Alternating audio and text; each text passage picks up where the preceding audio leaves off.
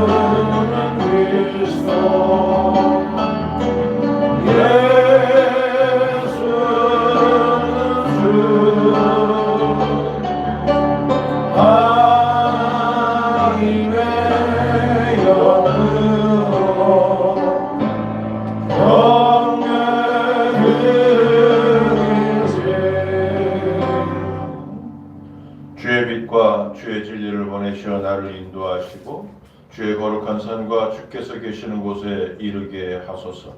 그런즉 내가 하나님의 제단에 나아가 나의 큰 기쁨에 하나님께 이르리이다. 하나님이여, 나의 하나님이여, 내가 수금으로 주를 찬양하리이다. 아멘. 환난 가운데 있는 저희를 기억하여 주시고 예배의 자리로 불러주시어 기쁨으로 하나님을 경배하게 하시니 감사와 찬송을 올려드립니다. 우리의 상한 몸에 치유의 은혜를 베풀어 주시고 우리의 상한 마음을 어루만져 주옵소서. 하나님께서 주시는 참된 평안과 온전한 기쁨을 누리게 하여 주옵소서. 이 예배를 통하여 저희의 갈급한 심령이 생명수 선물을 마시게 하시며 하나님의 선하심을 맛보아 알게 하옵소서. 원하옵고 예수님의 이름으로 기원하옵나이다. 아멘. 성삼위 하나님께 사도신경드림으로 우리의 신앙을 고백합니다. 전능하사 천지를 만드신 하나님 아버지를 내가 믿사오며 그 외아들 우리 주 예수 그리스도를 믿사오니 이는 성령으로 잉태하사 동정녀 마리아에게 나시고 본디오 빌라도에게 고난을 받으사 십자가에 못 박혀 죽으시고 장사한 지 사흘 만에 죽은 자 가운데서 다시 살아나시며 하늘에 오르사 전능하신 하나님 우편에 앉아 계시다가 저리로서 산 자와 죽은 자를 심판하러 오시리라.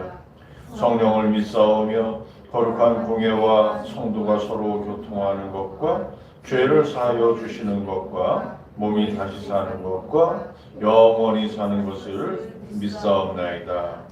아멘. 자리에 앉아서 성시 교독하겠습니다. 오늘 교독할 성시는 교독문 13번 말씀, 교독문 13번 시편 23편 말씀입니다.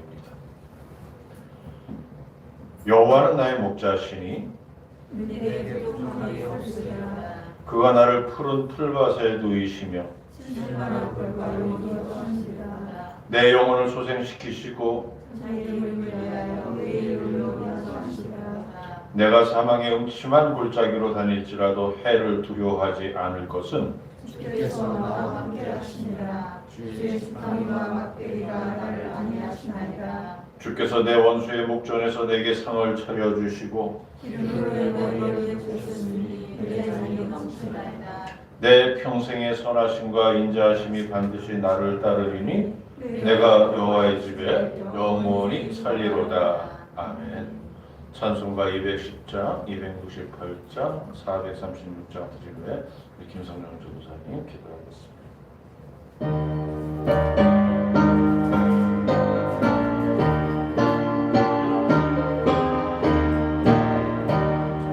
쉬운 성과 같은 교회 그의 영광 허락하신 말씀대로 주가 친히 세워난 안성 위에 새로운 교회 그들 장아 부르랴 어느 것을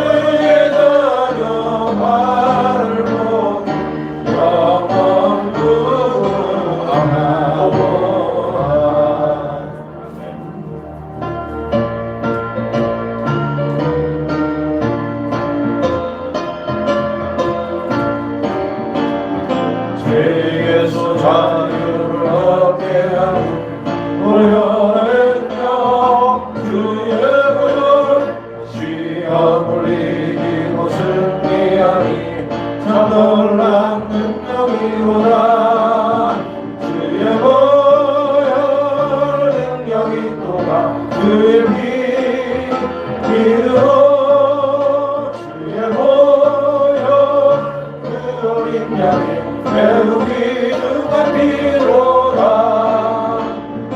육체의 정욕을 이기리고 보혈의 능력 주의 보혈 정결한 마음을 얻게 하니 참 놀란 능력이로다 주의 보혈 능력이 또다 주의 피 믿으로 주의 보혈 그 어린 양의 매우 귀중한 피로다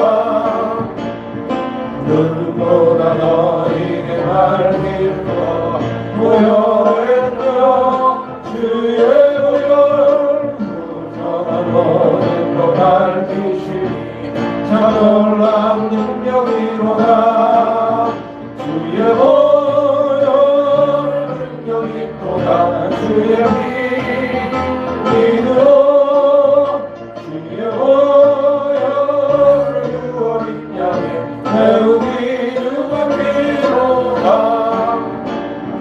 구주의 복음을 전할지고 보혈의 능력 주의 보혈 날마다 나에게 찬송하니 참 놀란 능력이로다 주의 보혈 능력이 또다 주의 피 믿으로 주의 보혈 그 어린 양의 매우 귀중한 피로다 아멘.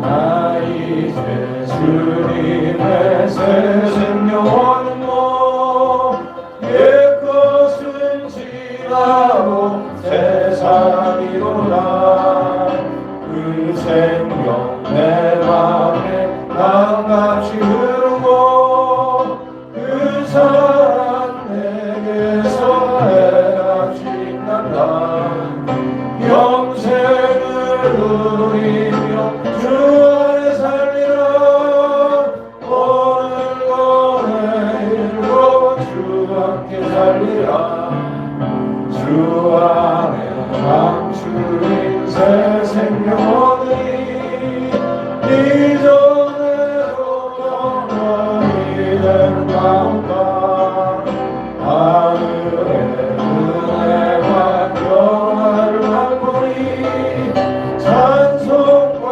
기도로 주 함께 살리라 영생을 누리며 주 안에 살리라 오늘도 내일도 주 함께 살리라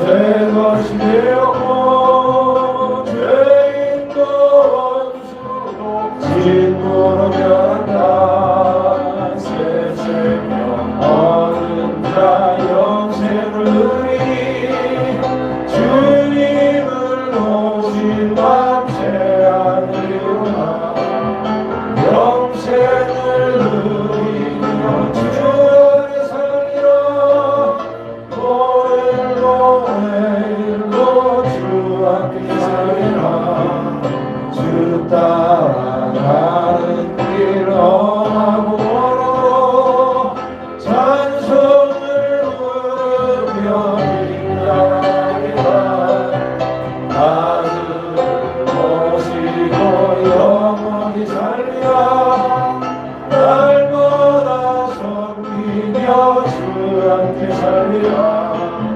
영생을 누리며 주 안에 살리라 오늘도 내일도 주 함께 살리라 아멘.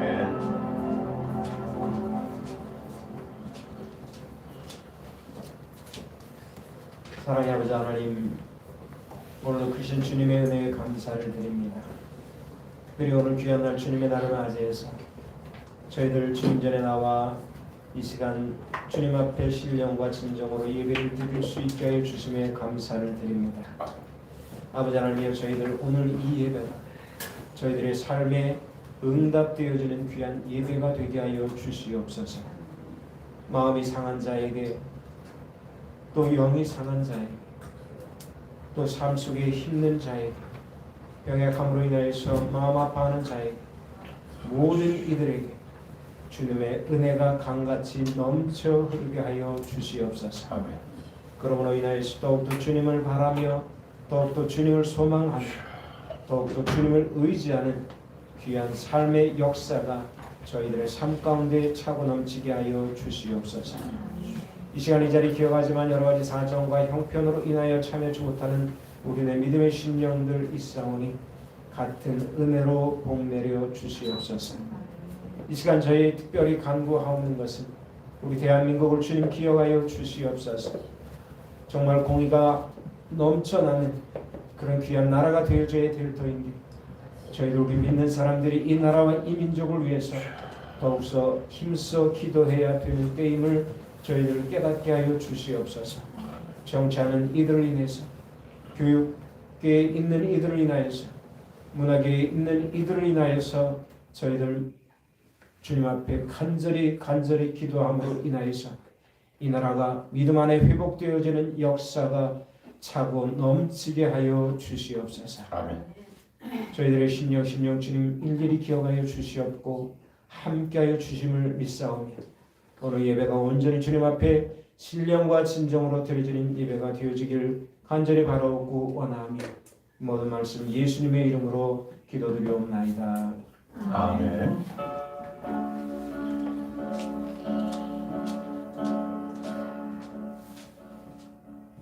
감사합니다. 우리 교회 소식 말씀드립니다.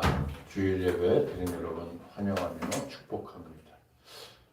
오늘 반드시 나온다고 하신 분들 가운데 요 앞까지 왔다가 돌아가신 분이 계세요. 우리 최 집사님 부부 분당의 아버님이 쓰러져서 119가 또 출동하셨대요. 그래서 보들 나오고 가셨습니다. 최 집사님 아버님에서 우리 기도해 주시고요. 그리고 이제 오늘 예배와 전도 우리 항상 힘써 주시고요. 우리 교회와 미수가족들 위해서 또 우리가 SNS를 통해서 활발한 교제가 이루어질 수 있기를 기도합니다. 다음 주일이 설날입니다. 설날. 근데 주일 당일이 설날이기 때문에 제가 특별한 설날 그 말씀은 준비 안 했습니다. 그날 예배 드려야 되니까요. 우리 마땅히 뭐 어디 멀리 흩어져도 그곳에서 먼저 예배 드리고, 우리는 이제 교회에서 예배 드리고 명절 연휴를 즐기는 우리 미소가족 될 수 있기를 바라겠고요. 2월에 매주 토요일 오후 3시에 노방 전도를 합니다. 위에서 어제도 조금 이렇게 전도지를 이제 티슈 가리를 하고 먼저 그러다가 또 일정 때문에 많이 못했는데, 우리 차근차근 준비하면서 기도해가지고요. 2월 한 달 동안은 좀 집중적으로 토요일마다 기도할 수 있기를 바라고요. 저는 오늘 오후에 예배 끝나고 식사하고 나면 오늘 식사를 좀 맛있는 고기가 좀 해서 이렇게 준비했는데, 식사 끝나고 나면은 화성 향남으로 갑니다. 거기서 이제 교회 설립 예배를 드리게 되었습니다. 제가 사회로 인도하니까 위에서도 기도해 주시기를 부탁을 드립니다. 주일 예배, 우리 주일 예배는 미소교회라는 유튜브 방송으로 나가고 있고요. 또 요즘에 많이 못 올리지만 어쨌든 맹경제 TV로도 이제 계속 꾸준히 나름대로 노력해서 올리고 있으니까 전도에 많이 활용해 주시기 바라고요. 유튜브에서 문자가 왔더라고요. 2월부터 숏도 광고를 붙여서 수익을 창출할 수 있게 하겠다고. 근데 그거 뭐 광고 붙는 것보다 중요한 거는 숏 프로그램을 통해서 좀 더 교회를 많이 알릴 수 있겠다, 그런 좋은 생각이 들어서 또 준비하려고 합니다. 짤막짤막하게 여러분 주변에 신앙과 관련된 그런 재미있는 동영상이 있으면 주시면은 제 맹경제 TV에서 올려서 많은 분들이 볼 수 있도록 그렇게 좀 할 수 있도록 해주시기 바랍니다. 오늘 주신 하나님의 말씀 사도행전 2장 46절과 47절 말씀 지석구 청년 공독해 올립니다.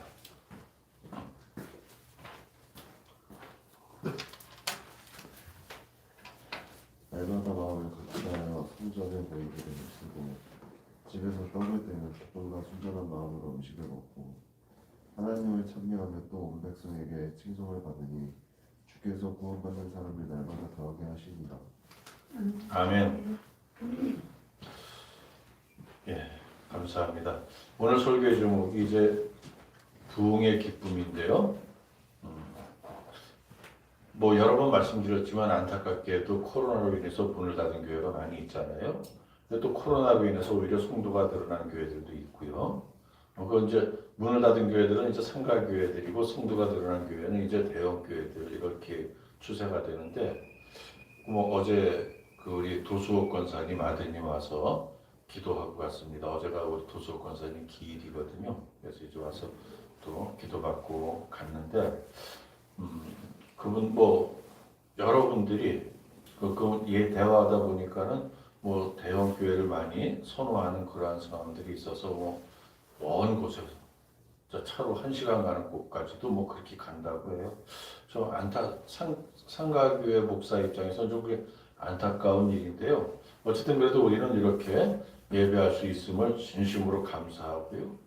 먼저 성삼위 하나님께 진심으로 감사하고 우리 함께 섬기는 우리 동역자, 우리 집사님 가정과 또 이렇게 권사님 오늘 눈이 많이 와서 먼 곳에서 못 오신 것 같은데 여러 경로를 통해서 또 우리 함께 동역하는 많은 분들 감사를 드립니다. 2023년은 하나님의 기쁨이 되는 그런 미수 공동체로 거듭나고 빈자리도 가득 채워져서 자력으로 안정된 이런 교회를 세워갈 수 있기를 간절히 소원합니다. 오늘 설립하는 설립 예배 드리는 교회가 3년 됐어요. 왜냐하면 2020년에 설립 예배를 다 준비를 했다가 코로나 때문에 못했습니다. 그래서 오늘 설립 3주년 기념 예배냐 설립 예배냐 그래서 성도들은 3주년으로 하고 공식적으로는 아직 그 출생신고를 안 한 거거든요. 오늘 하는 거거든요. 그래서 공식적으로는 설립 예배로 한다. 이제 그렇게 해가지고 그 교회는 이제 우리 도에 있는 큰 교회에서 12년을 부목사로 섬겼기 때문에 그 교회 룰상 10년 이상 부목사로 섬긴 목사들이 개척할 때는 이제 임차 보증금을 내주고 카니발을 뽑아주고 3년 동안 한 달에 200만 원씩 생활비를 지원해주는 그 프로그램으로 좀 열심히 전도한 그때 좀 이렇게 보이는 그러한 상황이 된 것 같아요. 그래서 저도 마음에 부담 없이 기쁜 마음으로 가서 이제 예배를 인도할 수 있을 것 같고요. 어쨌든 이렇게 하나님의 교회가 늘어나고 저 이단 하나님의 교회 말고 우리 하나님의 교회가 우리 같은 교회가 많이 늘어나고 상가교회들도 어려움 빠지지 아니하고 늘어나면서 또 이렇게 또 성장해서 큰 교회가 되어지거나 아니면 나름대로 작은 교회에서 자기 사명을 감당할 수 있는 그러한 상황이 되어진다면 하나님이 얼마나 기쁘시겠습니까?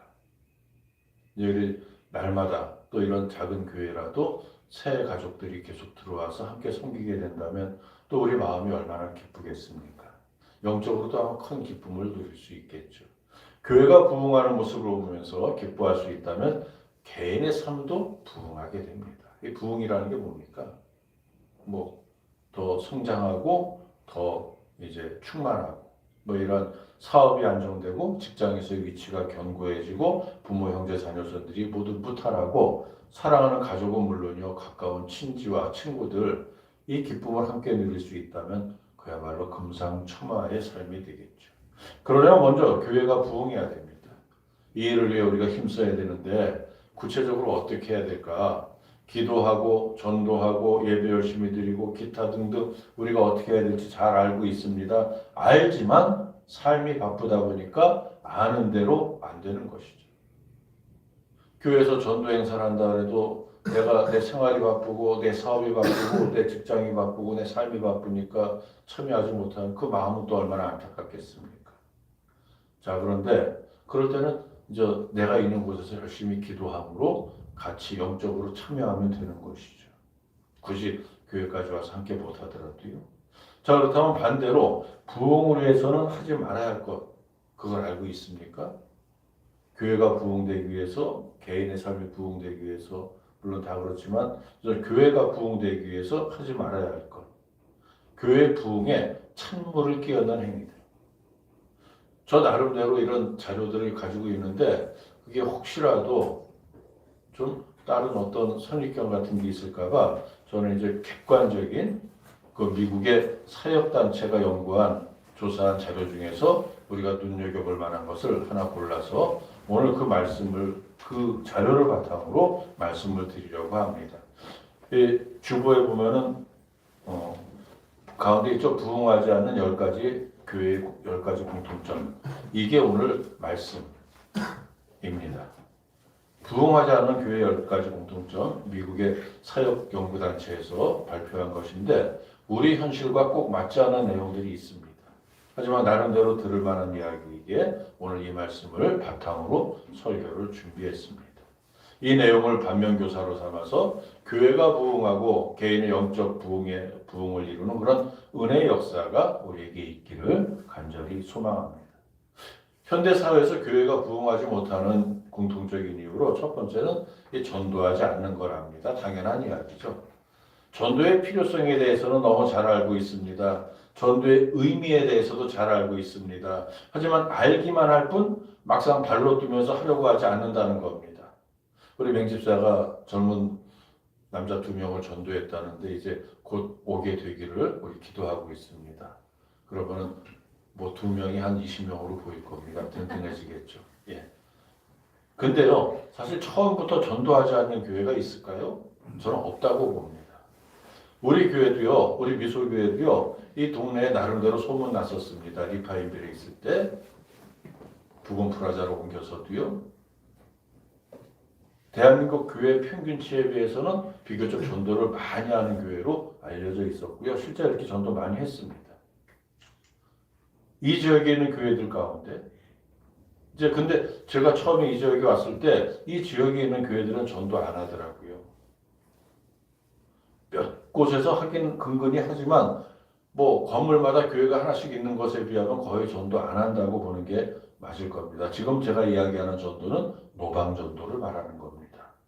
근데 그 교회들이 왜 전도하지 않는 걸까? 뭐 지금은 코로나 상황이니까 그런 것이고요. 이 전의 상황을 말씀드리는 겁니다. 2가지 이유가 있습니다. 처음부터 전도 안 한 게 아니라 전도하다 지쳐서 안 하게 된 겁니다.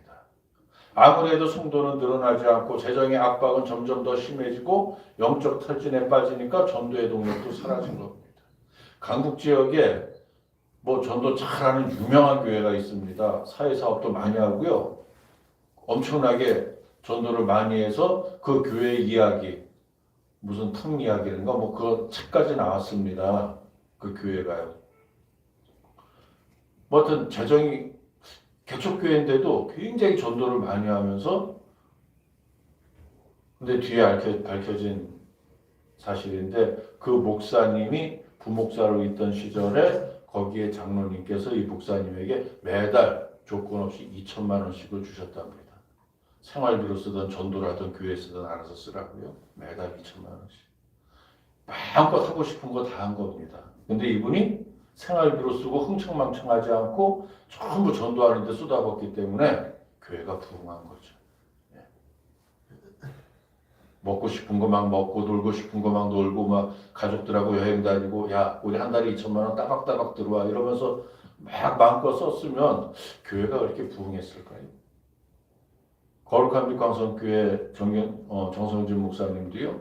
그 뭡니까 저 광성교회에서 이제 부목사 시절 할 때 참 담임 목사님 가방 들고 다니면서 열심히 한 끝에 10억 받아 나가가지고 그때 10억이니까 굉장히 크죠. 일산에서 첫 시대 때 망한 교회 그거 6억에 사가지고 나머지 4억을 가지고 전도를 했답니다. 전부 전도비로 썼답니다. 그러니까 교회가 부흥했다고 그 이야기를 전 그분하고 점심 먹으면서 직접 들었습니다. 갈매산 기도원에서요. 열심히 하면 됩니다. 근데 그 능력이 없으니까 돈은 없고 그러니까는 못하게 된 겁니다. 처음부터 안 한 게 아니라 못하게 된 겁니다.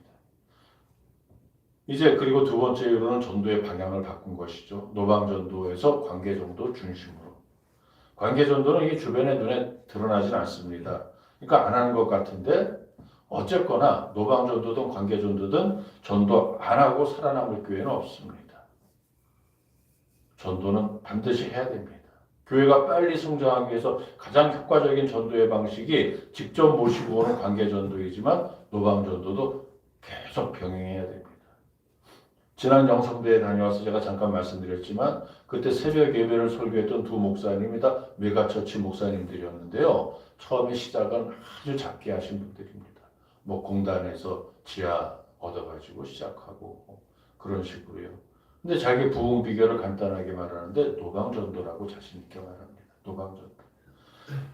단 3명이 시작한 교회의 성도가 10,000명이 넘도록 노방전도를 계속했는데 이 노방전도로 은혜 받고 등록했다는 교회는 한 명도 못 받습니다.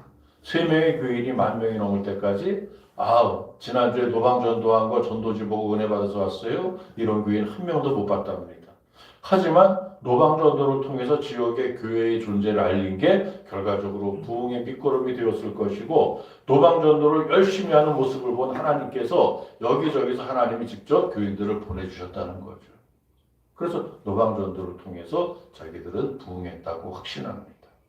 그러니까 어떤 방식으로든지 전도가 이루어지지 않으면 교회의 성장은 불가능합니다. 부흥하지 않는 교회의 두 번째 공통점은 기도하지 않는다는 겁니다. 이 말이 맞으면 우리 교회는 반드시 부흥해야 됩니다. 왜요? 여러분 모두 열심히 기도하시기 때문에. 근데 많은 성도가 기도의 필요성은 절실하게 느끼면서도 정작 무릎 꿇고 하나님께 부르짖는 성도는 그렇게 많지 않습니다. 개인적인 기도 시간을 정해놓고 습관적으로 기도하는 성도는 더 적습니다. 물론 예수 믿는 사람이라면요, 밥 먹을 때 식기도 정도는 합니다. 그것도 이제 식당에서 먹을 때 주변 눈치 보느라고 눈 뜨고 기도하는 분도 있고요. 잽싸게 정말 번개같이 기도하는 분도 있지만, 그러나 식기도 정도는 대부분 하죠. 그러나 그것만으로 부족합니다.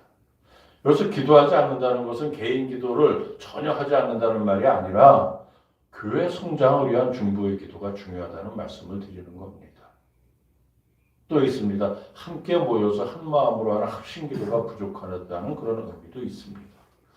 새벽 예배, 수요 기도회, 금야 심야 기도회 뭐 이렇게 일주일 동안 여러 명의 기도 모임이 있는데 물론 코로나 이후로 이런 주중 기도와 예배 모임이 많이 흔들려 있습니다. 기존 모임들이 빨리 복구되어야 됩니다. 우리 노예 두 교회가 오늘부터 수요일까지 부흥회를 합니다. 그 부흥회라는 가장 첫 번째 목적은요, 주중 예배를 회복하기 위해서 부흥회를 합니다. 내일은 제가 그래서 그중 한 교회에 가서 함께 참여하기로 되어 있는데 저녁에 교회 예배나 모임을 새로 만드는 게 쉬운 일이 아닙니다. 많은 기도와 준비가 필요합니다. 근데 중단하기는 쉽습니다. 안 하면 됩니다. 코로나 때 그랬잖아요. 경험해 봤잖아요. 안 하면 됩니다. 그냥 안 모이면 되니까요. 못 모이게 했기도 하고 또 안 모이기도 했습니다. 근데 중단했던 모임을 다시 시작하는 것은요, 새로 만드는 것보다 더 힘듭니다. 코로나 전에 새벽 예배를 우리 교회 그래도 여러 분 와서 했거든요. 주변의 분들이요. 근데 이제 안 오게 되니까 다시 새벽 예배 시작할 때니까 오라고 하는 말하기도 그렇고요. 또 제가 2박 3일, 3박 4일 출장을 계속 가다 보니까 또 그렇게 자신 있게 새벽마다 오라고 하기도 참 어렵고요. 중단했던 모임을 다시 시작하는 건 새로 만드는 것보다 몇 배가 더 힘듭니다. 왜요? 이미 마음이 떠났기 때문에. 당분간 모이지 않기로 했을 때 참 편했거든요. 근데 다시 모이자고 하니까 일이 너무 바쁩니다. 시간이 없습니다. 정말 그런가요? 정말 그럴 수도 있지만 몸보다 마음이 바쁠 수도 있습니다. 여러분 악몽을 꿀 때요, 꿈에서 사나운 개가 막 쫓아올 때 막 도망가는데 제자리 걸음할 때가 있죠. 뒤에서 막 잡아당기는 것 같은 느낌이 들 때가 있죠. 그와 비슷한 겁니다. 교회에서 예배하고 기도하려고 하면 사단이 이런저런 일거리를 만들고 이유를 만들어서요, 마치 뒤에서 뭐가 끌어당기는 그러한 기분같이 주저앉히려고 하는 겁니다. 냉정하게 잘 생각해 보세요. 그렇게 바쁜 이유가 무엇입니까? 꼭 그렇게 바빠야 하는 상황입니까? 바쁜 것은 좋은데 하나님을 온전히 섬길 시간도 없이 바쁘다면, 기도할 시간도 없이 바쁘다면 그것은 무엇인가 문제가 있는 삶을 살고 있다는 증거입니다. 빌 하이리스 목사님인가요? 미국의 그 유명한 목사님이 쓴 책의 제목이요. 너무 바빠서 기도합니다. 너무 바빠서 기도합니다. 바쁠수록 기도하면은요, 하나님께서 그 바쁜 삶을 정리해 주십니다. 심플하게 만들어 주십니다. 인간이 이 세상을 사는 목적은요, 하나님을 영화롭게 하고 영원토록 그를 즐거워하기 위해서인데, 그래서 바쁜 게 아니잖아요. 좀 더 쉬고 좀 더 놀기 위해서, 좀 더 돈을 많이 벌기 위해서, 좀 더 높은 자리에 올라가기 위해서, 그래서 분주한 마음이 들기도 하고, 결국 내가, 내 육신이, 내 가족이, 내 자녀들과 함께 더 잘 먹고 더 잘 살기 위해서 바쁜 거잖아요. 그건 절대로 하나님이 기뻐하시는 삶이 아닙니다. 열심히 일하고 정신이 없이 바쁜데 결실이 없습니다. 주일도 잘 지키고 헌금도 열심히 하는데 왜 하나님이 나에게 복을 안 주시는 건가? 이런 의문이 들면서 신앙적인 회의에 빠지는 성도들도 많이 있습니다. 큰 교회 가면요. 근데 왜 그런 걸까요? 인생의 목적이 하나님이 아니기 때문입니다. 삶의 목표가 자신의 영달과 관계되어 있기 때문입니다. 하나님을 기복의 하나님으로 삼고 있기 때문입니다. 요즘 주말 드라마에 나오는 그 배우가 있는데 이성재 씨라는 분이 있습니다. 과거에가 이런 고백을 했죠. 저에게 연기는 인생의 아르바이트이고 본업은 세계 선교입니다. 그러한 이야기를 했습니다. 이분이 작은 개척교회 불과 3명이 있던 목사님 부부와 자기와 3명이 시작한 작은 개척교회를 섬기면서 70명이 넘는 성도를 혼자 다 전도했답니다. 지금은 모르겠습니다. 몇 년 전 이야기니까요. 그래서 작은 개척교회가 70명이 넘는 교회가 되면 자립이 가능한 그런 교회가 된 거죠. 아무리 바빠도 노방전도하고 지방에서 촬영해도 반드시 가까운 교회에 가고 촬영장이 산 가운데 있어도 교회는 꼭 간답니다. 그래서 이런 일화도 있었답니다. 어느 지방에서 촬영 도중에 주일 아침이 되었는데 스태프들한테 나는 예배 드리고 온다. 그리고 가까운 교회로 예배하러 간 겁니다. 근데 교회 문이 닫혀 있는 겁니다. 시골에 가면 그런 교회들이 종종 있거든요. 담임 사역자가 떠나고 새로운 후임자가 오지 않아서 교회 문이 닫혀 있는 교회들. 아마 그런 곳을 갔던 모양입니다. 교회 앞에 혼자 앉아서 혼자 찬송하고 기도하고 말씀 보고 혼자 예배하고 돌아왔답니다. 하나님이 그 예배를 얼마나 기쁘게 받으셨겠습니까? 가능하면 본교회를 섬겨야죠. 하지만 부득이한 경우에는 어느 교회에서든지 이 주의를 지키는 믿음이 중요합니다. 그래서 우리가 리파인들에 있을 때 종종 딱 보면 장로님인데 딱 보면 권사님인데 그런 분들이 와서 앉아서 예배 드렸었죠. 뭐 3층에 웨딩홀이 있을 때 그 웨딩홀 시간 맞추느라고 검색해가지고 2층에 교회가 있다는 걸 알고 와서 예배 드리고 그 웨딩홀에 가고 그런 분들이 종종 있었습니다. 이성재 배우와 함께 촬영하러 간 배우나 스태프들이 그 모습을 보고 어떤 생각을 했겠습니까? 그런 열정이 있으니까 그렇게 2명이 섬기는 개척교회를 70명이 섬기는 교회로 성장시킬 수 있었던 겁니다. 우리 모두 기도합니다. 믿습니다. 근데 중요한 것은요, 주님 뜻 안에서 합당한 기도를 해야 된다는 겁니다. 잘못 구하는 것은 기도 안 하는 것과 같습니다. 그러나 잘 구하면 반드시 응답하십니다. 당장이 아니라도 응답하십니다. 특별히 교회를 위해서 그리고 여러분 개인의 헌신을 위해서 그렇게 기도할 때 개인의 삶이 평강해지는 것, 개인의 삶이 풍족해지는 것은 덤이라고 했죠. 그러니까 기도해야 됩니다. 아무리 바빠도 섬김 우선으로 삶의 방향을 설정하고 섬김을 위한 구체적인 계획을 세우시기 바랍니다. 그럼 아무리 바쁜 시간이 넉넉하게 쓰이는 그런 삶의 지혜를 얻게 된 겁니다. 별이 5개라고 이렇게 별 붙이고 나와서 광고하는 사장님 계시죠? 돌침대 만드는 사장님. 그 사장님 역시요.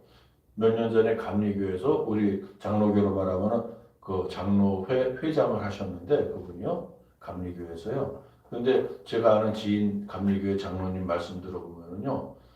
그렇게 자기가 직접 광고 찍고 자기가 직접 이렇게 하고 하지만 그분의 삶을 보면 언제 사업을 하나 할 정도로 교회 일에, 교단 일에 더 열심히 합니다.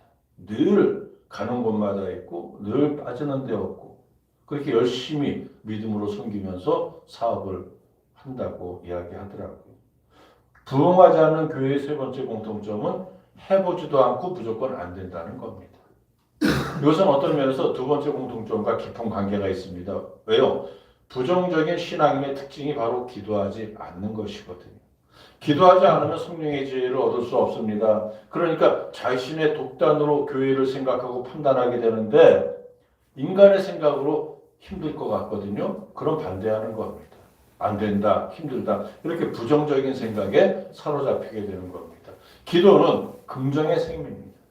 기도하면 하나님께서 능력을 주시고 지혜를 주십니다. 그러니까 객관적인 상황에서는 도저히 불가능해 보이는 일이요 기도하면 가능해지는 겁니다. 이 기도의 차이가 바로 믿음의 차이입니다. 출애굽한 이스라엘이 왜 광야에서 40년을 헤매야 됐습니까? 사실 이집트에서 홍해를 건너 광야로 왔을 때 그 광야 길에서 젖과 꿀이 흐르는 약속의 땅 가나안까지는요 그리 먼 길이 아니었습니다. 불과 며칠이면 넉넉히 갈 수 있는 거리였는데 무려 40년이나 걸린 겁니다. 왜요? 민수기 13장에 보니까 여호와 하나님의 지시로 각 지파에서 한 명씩 12명을 뽑아서 가나안 땅을 정탐하러 갔습니다. 40일 동안 정탐을 마친 첩자들이 지도자 모세와 백성들 앞에서 가나안 정탐의 결과를 보고합니다. 근데 12명의 정탐꾼 중에 무려 10명이 부정적인 이야기를 쏟아놓습니다. 그곳이 정말 젖과 꿀이 흐르는 땅은 맞기는 맞는데 거기 원주민인 아낙 자손들이 덩치가 너무 커서 마치 최홍만과 같아서 그러니까 감히 우리와 같이 왜소한 사람들이 넘볼 수 없다는 이야기입니다. 두 명의 첩자 여호수아 갈렙의 생각은 그들과 달랐죠. 우리가 그 땅을 능히 차지할 수 있다고 했습니다. 하지만 소수 의견이었죠. 10대 2. 그래서 백성들이 소리를 지르고 통곡을 하면서 모세와 하나님을 원망합니다. 이러한 불순종의 죄로 가나안 땅에 들어가지 못하고 광야에서 40년을 헤매고 그동안 출애굽한 장정들이 다 광야에서 죽게 되는 것이잖아요. 그러나 능히 가나안 땅을 차지할 수 있다고 주장한 두 명, 그 여호수아와 갈렙은 40년 후에 가나안에 들어갔습니다. 근데 이제 민수기를 잘 읽어보면은요, 12명의 정탐꾼을 극명하게 대비할 수 있는 말씀이 있습니다. 가나안의 그 장대한 아낙 자손들에게 겁을 먹은 10명의 정탐꾼들이 입을 모아 한 말은요, 그들에 비할 때 우리는 메뚜기와 같다는 거였습니다. 객관적인 판단이었지만 하나님의 자녀로서는 자격 미달인 극심한 패배주의를 보여주는 것이었죠. 반면에 능히 가나안에 들어갈 수 있다고 주장한 여호수아와 갈렙은 뭐라고 했습니까? 두려워하지 말라. 그들은 우리의 먹이라 그랬습니다. 개역성경에서는 밥이라고 번역했습니다. 그들은 우리의 밥이라. 이게 밥도 먹는 거죠. 먹이도 먹는 거고요. 단 그들을 먹을 수 있는 전제 조건이 있는데 그것은 여호와께서 우리를 기뻐하실 때라고 말합니다. 여호와께서 우리를 기뻐하실 때 그들은 우리의 밥이라. 먹이라. 상대가 아무리 크고 강해도 상대적으로 내가 아무리 작고 약해도 여호와께서 우리의 행위를 기뻐하시면 그래서 함께 해주시면 능히 이길 수 있다는 말입니다. 이 말은 출애굽한 이스라엘 백성들에게만 해당하는 말이 아니죠. 오늘을 사는 우리에게도 똑같이 적용되는 말씀입니다. 하나님이 함께 하시면 됩니다. 단 하나님이 함께 하시도록 기뻐하시도록 내가 열과 성을 다해야 되는 겁니다. 교회도 마찬가지입니다. 하나님께서 이 교회에 함께 하시도록 우리가 힘써야 합니다. 객관적으로는 조건이 연약하고 불리합니다. 하지만 하나님께서 함께 하시면 그보다 더 좋은 조건은 세상에 어디에도 없는 겁니다. 교회 성장학자들의 이야기를 들어보면 예배당이 작으면 부흥이 안 된다고 합니다. 가난한 교회에서는 자립이 힘들고 지역에 사는 사람이 없으면 안 된다고 합니다. 모두 맞는 말인데요. 이번 코로나 사태에서 이 사실이 극명하게 입증되었죠. 근데 다른 한편으로는 틀린 말입니다. 이론적으로는 맞는 말인데 하나님의 관점으로는 틀린 말이라는 그러한 이야기입니다. 교회 안에서도 가장 경계해야 될 성도가 바로 비관론자입니다. 안 돼. 아유 그거 안 돼. 그런 거 생각도 하지 마. 제 친구 목사가 모교회 우리 모교회 청년 때 같이 자란 친구 모교회 담임 목사로 갔을 때 수장로님이 이 친구 중학교 때 그 반사였거든요. 어떤 안을 목사가 나누면 그분이 늘 하는 말이 그거였답니다. 아유 목사님 아직 몰라서 그래요. 그거 안 돼요.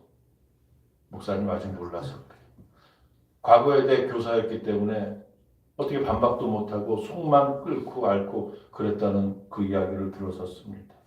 교회 분위기 따지고 성도들의 태도에 동태에 민감하고 이래서 안 되고 저래서 힘들다 이러한 말만 계속합니다. 이런 성도들의 특징은 스스로 하는 게 없다는 겁니다. 늘 말만 앞섭니다.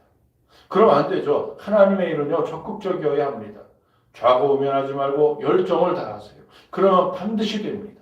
지금 우리 교회가 어려운 상황 같지만 저는 절대 그렇게 생각하지 않고요. 정말로 어렵지 않습니다. 지금보다 더 어려울 때도 있었습니다. 돌이켜보면 제가 부천 지역에 처음 왔을 때가 가장 어려운 때였습니다. 왜요? 교회 성장학자들의 이론으로는 개척에 성공할 수 있는 최소한의 조건도 갖추지 못하고 있었거든요. 우리 가족에게는 전혀 생소한 지역이었고 개척의 스텝도 없었고요. 제가 제 인간적인 생각으로 생각했던 죽전에서 신죽전에서 개척을 했으면 최소한 8, 9명, 10명의 스텝이 있었는데 준비된 스텝이 있었는데 그들 다 포기하고 부천으로 왔거든요. 개척 자금도 뭐 좀 넉넉하지 않았습니다. 있었지만 그 교단도 도움이 되지 못했고 개척 초기부터 몸이 아파서 이명과 환청을 들으면서 강대상을 붙잡고 설교해야 됐고요.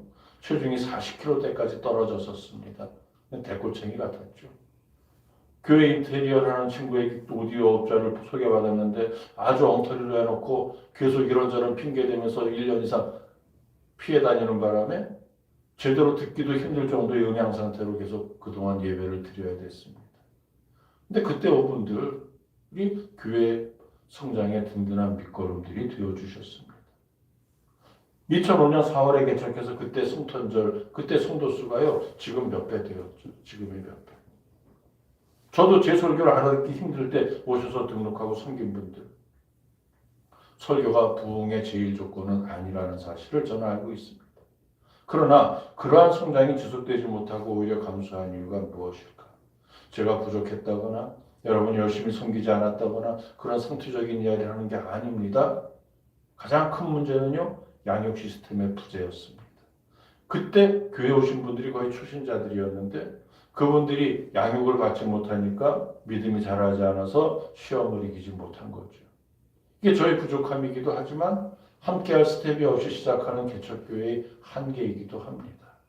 또 한 가지는 우리 미소가족들이요. 지금도 그렇습니다만 너무 점잖다는 겁니다. 성경적으로 말하면 온유한 분들인데요. 그래서 좀 죄송합니다. 쉽게 말해서 나대는 분들이 오면은 여기서 견디지 못하더라고요. 뭐 그런 부분들도 있었습니다. 어쨌든 간에 그렇게 새 가족이 기존 성도들과 용화되지 못하고 겉돌기도 했고요. 근데 이러한 모든 문제들을 가장 효과적으로 해결하는 방법이요. 끊임없이 친교하는 겁니다. 교제하는 겁니다. 평소에든 어떻든 오랜만에 온 손님교회가 이제 평소 같으면 좀 일찍 예배 마치고 돌아간다 하더라도요. 오랜만에 온 손님교회나 새신자가 보일 때는 좀 바로 가지 말고 같이 아침을 좀 많이 먹고 와서 배가 불러도요. 식탁에 앉아서 교제하고 그런 정도의 우리 서로의 섬김이 있다면 훨씬 좀 낫지 않을까. 지금까지 말씀드린 내용을 정리해보면 전도가 중요하고 기도가 중요하다는 그런 이야기죠. 특별히 긍정적인 마인드를 통해서 열정적으로 섬겨야 된다. 전도하지 않고 기도하지 않고 안 된다는 말만 하는 교회가 부흥하지 못한다면 그것을 반면교사로 삼아서 우린 전도하고 기도하고 그 반대로 말하면 부흥하는 교회가 될 수 있다는 겁니다. 네 번째 공통점은 목회자의 의욕이 꺾여 있다는 겁니다. 목사가 목회에 대한 의욕을 잃어버린다면 그것은 가장 크고 심각한 부흥의 걸림돌입니다. 목회가 힘들어지면 이런 생각이 들거든요. 지금 이 교회가 아니라 다른 데로 옮기면 잘 될 것 같다. 그래서 교회를 자꾸 옮깁니다. 근데 교회는 가급적 안 옮기는 게 좋습니다. 우리와 같이 이런 상가교회가 뭐 건물이 경매되는 부득이한 경우를 당한다든가 코로나 같은 돌발 변수로 재정을 감당할 수 없는 상황으로 판단될 때는 옮길 수밖에 없겠지만 또 교회가 부흥되면 좁아지면 더 넓은 곳으로 옮겨야죠. 그건 당연한 겁니다.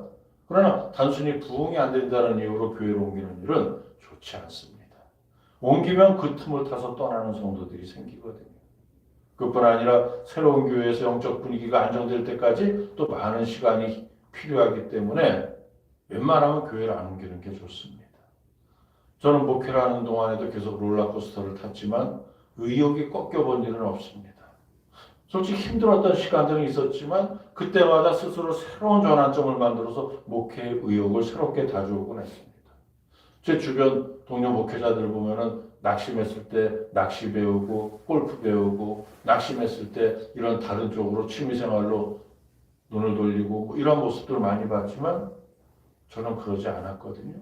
교회가 리파인빌에 있을 때 경매로 힘든 일을 3년 연속 겪을 때도 낙심하지 않고 더 부지런히 움직였고요.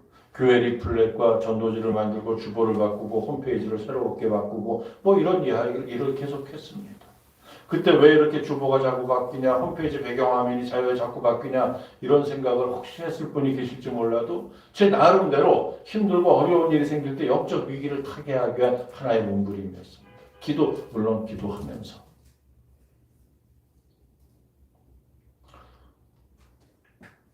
건강을 위해서 축구나 헬스나 배드민턴 하기도 하지만 뭐 스크린 골프나 폴켓볼이나 등산 낚시로 시간을 보내는 목사님들 많이 있거든요. 우리 교회에도 많이 있습니다만 그런데요 제 생각은 그겁니다. 부부가 아무리 크게 싸워도 각방을 쓰면 안 된다고 하잖아요. 목회가 아무리 힘들어도 목회의 영역 밖으로 눈을 돌리면 안 된다는 게 저의 지론입니다. 목회의 범주 안에서 잠시 다른 일을 하면서 영적인 쉼을 갖는 거죠. 아무리 해도 교회가 부흥되지 않을 때 저를 채찍질하고요. 저희 섬김을 하나님께 보이기 위해서 책을 내기도 했고요. 유튜브를 하기도 하는 겁니다. 목사를 힘들게 하는 또 다른 일은 성도 간의 갈등으로 교회가 소란해지거나 영적으로 침체되는 건데 이런 일도 기도하지 않아서 일어나는 게 맞다고 봐야겠죠. 제 기도가 부족했을 수도 있고 우리 동역자들의 기도가 부족했을 수도 있고 열심히 기도하면서 영적 충만함을 유지하지 않으면 언제 어떤 시험이 닥칠지 모릅니다. 목사도 사람이라 이러한저러한 이야기를 들으면 속이 상할 때도 있고요. 그러나 개의치 않습니다. 떠도는 소문이나 영적으로 아직 성숙하지 못한 사람들이 내린 어떠한 평가나 구설이나 여기에 신경 쓰지 않은 이유 딱 하나입니다. 왜요? 하나님이 나를 보시기 때문에. 나의 하나님께서 지금까지 나의 모든 행위를 보셨고 모든 말을 들으셨고 나의 필요를 아실 뿐만 아니라 나의 생각을 속속들이 다 아십니다. 그러니까 하나님께서 나를 지지하신다는 그 사실을 내가 믿으니까 결코 낙심할 이유가 없습니다. 그래서 그런지 힘든 일을 많이 겪어왔음에도 여전히 의욕이 꺾인 일이었고 살아있습니다. 그래서 무슨 일이든지 열심히 하다 보니까 또 이런저런 일도 맡게 되고요. 그 여러분도 저를 믿고 의욕적으로 힘껏 모이시기를 소원합니다. 부흥하지 못하는 교회의 5번째 공통점은요. 성도들의 표정이 밝지 못하다는 겁니다. 성도들의 얼굴에 그늘이 그려져 있습니다. 개인적인 이유들도 있겠죠. 물론. 하지만 교회의 전체적인 영적 분위기가 관계될 수 있는 겁니다. 교회가 영적으로 침체해 있으면 성도들이 영이 기쁘지 못하기 때문에 표정이 어두울 수밖에 없습니다. 그럴 때도 자꾸 일을 만들어서 정신없이 일하는 겁니다. 세상에서 하는 일 말고 교회 일을 말하는 겁니다. 야외 예배, 수련회, 번개 뭐 여러 가지 구실을 만들어서 계속 부지런히 모여야죠. 물론 교회 밖에서 모일 때도 신앙적인 모임이어야 합니다.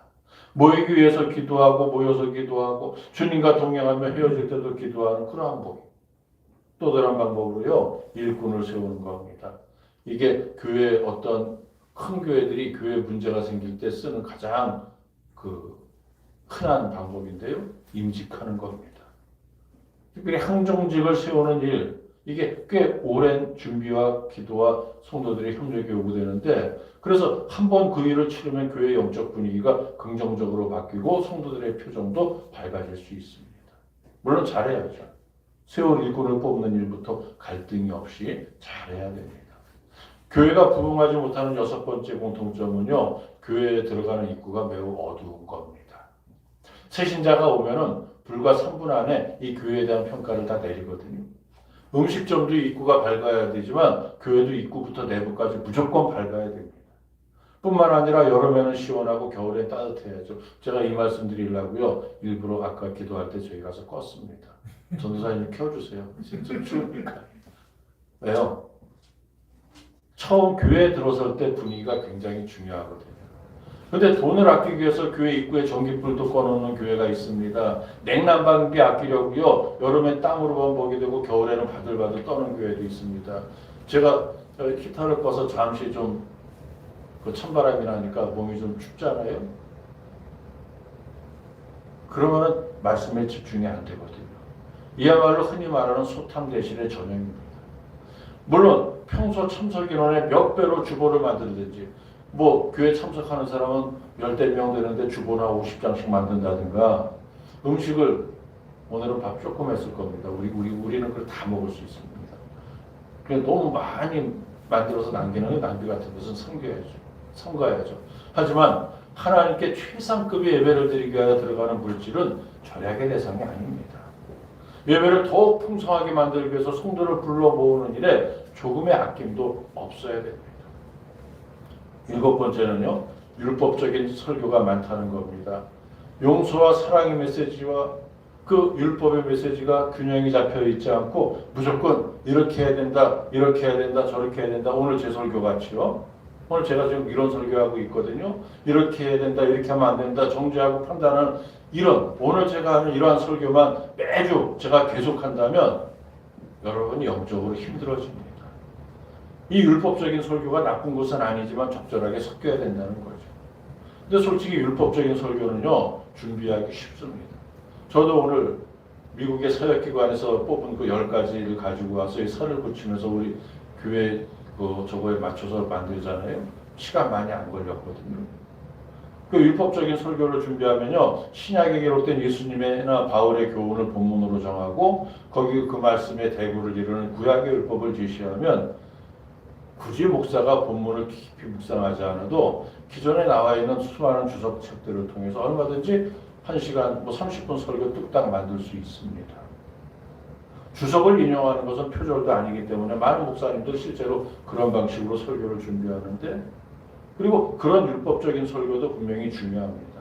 오늘 이러한 설교도 분명히 필요해서 하는 겁니다. 하지만 그보다는 실제적인 삶의 이야기 속에서 영적인 교훈을 찾아내서 적용할 수 있는 이러한 설교를 해야 됩니다. 그런 설교가 귀에도 쉽게 들리고 가슴에 더 깊이 담길 수 있습니다. 그래서 가능하면 그런 설교를 하려고 노력하는데 그만큼 그러한 설교를 하기 위해서 더 많이 묵상하고 더 깊이 연구해야 됩니다. 설교를 쉽게 하기 위해서는 목사의 노력이 더 많이 필요한 겁니다. 그렇게 할 수 있도록 기도해 주시기를 부탁드리고요.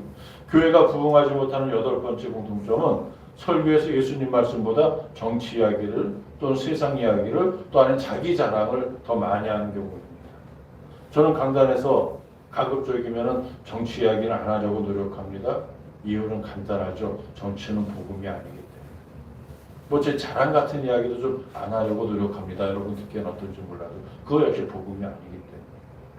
과거에 저희 부모님이 일산에서 방배동까지 같이 다니시다가 제 형이 좀 기분이 상하는 일이 있어서 방배동 교회를 못 오게 되었을 때 형이 없는 틈을 타서 가까운 교회를 갔다가 어머니가 굉장히 민망하고 난감한 일을 당하셨다고 합니다. 왜요? 제 아버지가 이제 저에게 이제 전도된 거의 새신자죠. 집사 직분은 받았지만 설교를 듣다 말고 벌떡 일어나서 아니 목사가 지 자랑만 해 이러면서 나온 겁니다.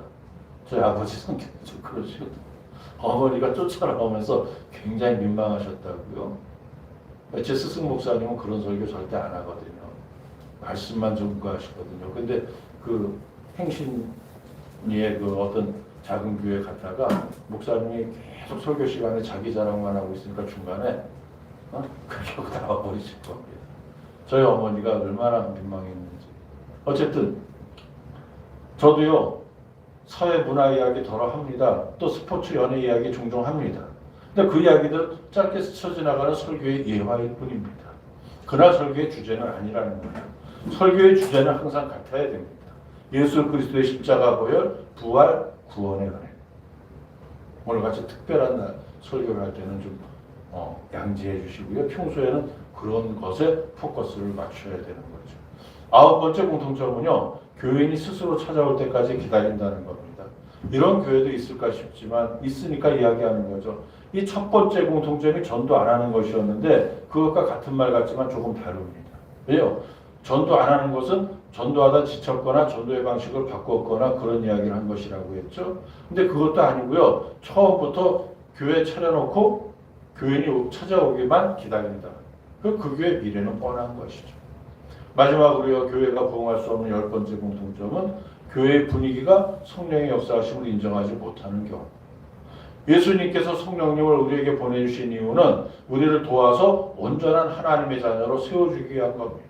근데 우리와 동행하면서 우리에게 진리를 알게 하고 경험하게 하고 영적인 힘과 능력을 주시는 성령을 부정한다면 그런 교회는 성령이 역사할 수 없기 때문에 당연히 부흥할 수 없습니다. 교회의 영적 분위기를 바꿔야 합니다. 이렇게 교회가 부흥할 수 없는 여러 가지 이유 가운데 10가지 공통점을 봤는데요. 미국의 사역기관에서 조사한 내용이라 여러분이 느끼는 우리 실정과 꼭 맞지 않은 부분이 있을 수도 있습니다. 그러나 공감이 가는 부분도 있을 겁니다. 특별히 전도와 기도를 강조하고요. 긍정적인 사고방식, 교회의 분위기 이런 것들은 우리가 잘 새겨들어야 됩니다. 이렇게 부흥하지 못하고 주저앉아 있는 교회들의 공통점을 뒤집어 보면 우리 교회가 부흥할 수 있는 비결을 알게 됩니다. 무엇보다 분명한 부흥의 조건은 모든 성도가 한 마음으로 일어서서 한 마음으로 섬겨야 된다는 겁니다. 자, 이제 오늘 본문을 결론 삼아서 우리가 쉬운 성경으로 함께 읽어봅니다. 그들은 날마다 한 마음으로 성전뜰에 모였습니다. 함께 모여 순수한 마음으로 식사를 같이 하였습니다. 그들은 하나님을 찬양하였으며 모든 사람에게서 칭찬을 받았습니다. 주님께서는 구원받는 사람을 날마다 늘어나게 하셨습니다. 아멘. 오늘 저는 이 말씀 가운데 기쁘고 순수한 마음에 주목하고 싶습니다. 솔직히 말해서 이 청년들 빼고는요, 우리 기성세대들은 솔직히 세상 때가 묻을 대로 묻은 사람들입니다. 우리는요, 유한락세단과도요, 옥시크리오 세탁해도요, 자국을 지울 수 없을 정도로 얼룩이 져 있는 사람들입니다.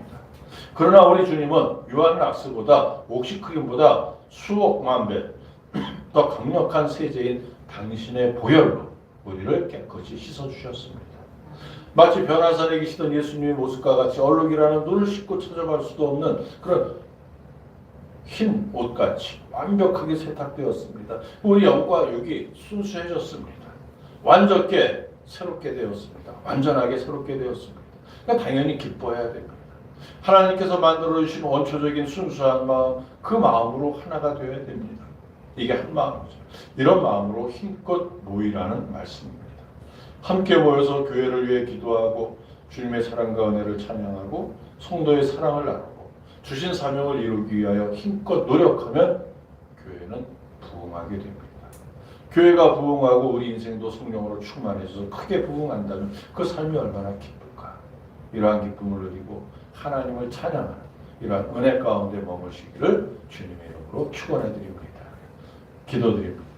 사랑과 은혜가 풍성하신 하나님 아버지, 오늘도 주님의 은혜 가운데 우리의 삶을 지켜주시고 온전한 믿음 생활을 허락하시니 감사와 찬송을 올려드립니다. 우리가 더 열심히 섬기고 더 큰 기쁨으로 나아갈 수 있는 믿음을 허락하여 주옵소서. 믿음의 지혜와 능력을 더하여 주셔서 부흥하지 않는 교회가 아니라 부흥하고 성장하는 교회의 기둥이 되게 하여 주옵소서. 포도나무이신 예수님의 가지가 되게 하여 주옵소서. 항상 기쁘고 순수한 마음으로 섬기게 하옵소서. 예수님의 이름으로 기도드립니다. 아멘. 감사합니다. 우리 앞뒤로 인사 나누면서 부흥의 기쁨을 누리세요. 부흥의 기쁨을 누리세요. 네, 감사하고요. 우리 주신 예물 하나님께 올려드리면서 봉헌송 함께 드리겠습니다.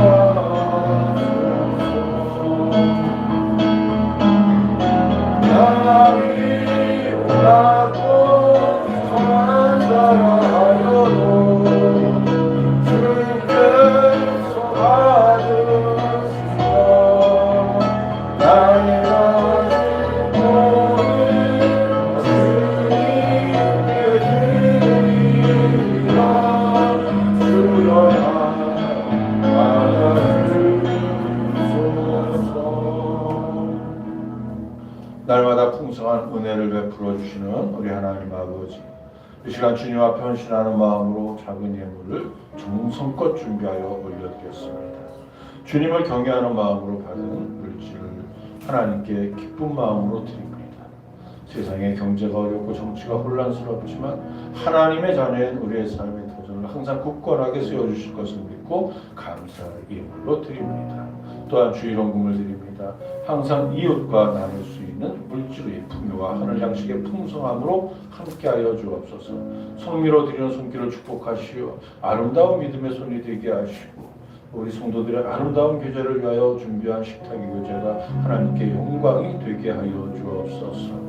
아버지 하나님, 이제 명절을 맞이하여 아버지 우리 사역자들에게 귀한 아버지 선물한 그런 복된 손길도 주님 축복하여 주시고 건강과 아버지 하나님 장수의 복과 아버지 하나님 평강의 복과 형통의 복을 허락하여 주옵소서.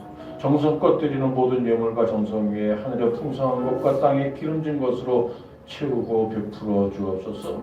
모든 예물과 헌신이 쓰이는 곳마다 주의 영광이 드러나게 하옵소서. 감사하고 예수님의 이름으로 기도하옵나이다. 아멘.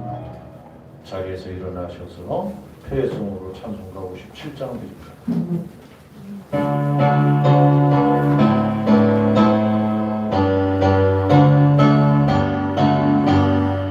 오늘 주신 말씀은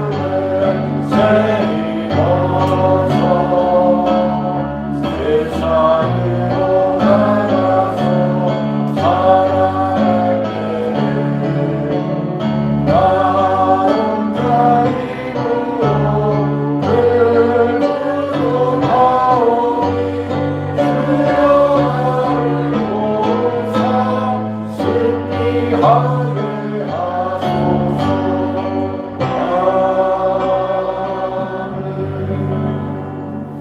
날마다 마음을 같이하여 성전에 모이기를 힘쓰고 집에서 떡을 떼며 기쁨과 순전한 마음으로 음식을 먹고. 아멘. 우리 주 예수 그리스도의 무한하신 은혜와 하나님 아버지의 사랑과 보혜사 성령님의 감화 감동 내주 교통하시니 사랑하는 성도들의 건강과 가정과 사업장과 직장과 학교와 모든 삶의 현장 생활의 터전 위에 미소가족의 행복한 삶 위에 미소교회를 위하여 기도하는 모든 주의 자녀들 위해 이 나라와 민족 위에 이제부터 영원까지 항상 함께 계실지어다. 아멘. 아멘.